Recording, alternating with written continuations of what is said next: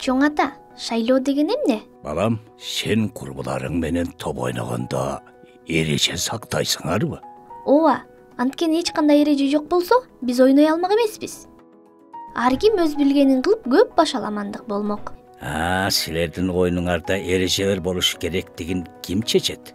Биз баарыбыз биргеликте талкуулап, кантип ойноо керектигин чогуу макулдашабыз. Туура, жашоодо дагы ошондой балам.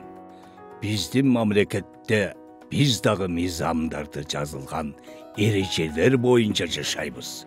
Жана баарыбыз аларды аткарышыбыз керек.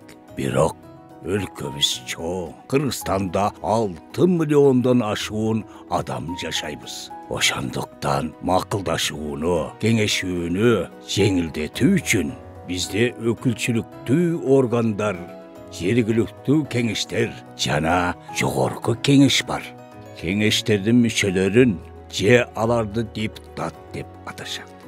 Биз аларды шайлайбыз.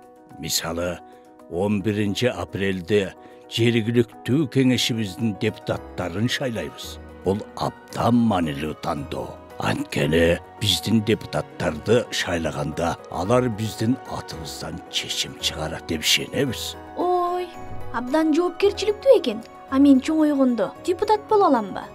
Албетте. Чоңойгондо сен да депутат боло аласың.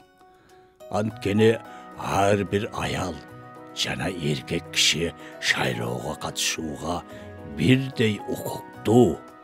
Депутаттыкка талапкер катары дагы, шайлоочу катары дагы. Сенин апаң дагы бир кезде биздин айылдык кеңештин депутаты болгон. Мен чоңойгондо депутат болом жана биздин жашообузду жакшарта турган чечимдерди кабыл алам. Аял дагы эркектен кем калбай жаратман иштерди өлкөнү өнүктүрүү боюнча жасап жатышат. Аялдардын билимине, тажрыйбасына, сарамжалдуулугуна бир үй бүлө гана эмес, баарыбыз керек болсо бүт өлкө муктаж болуп турган мезгил.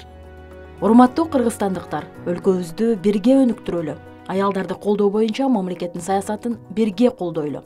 Сиздин добушуңуз чечүүчү болушу мүмкүн.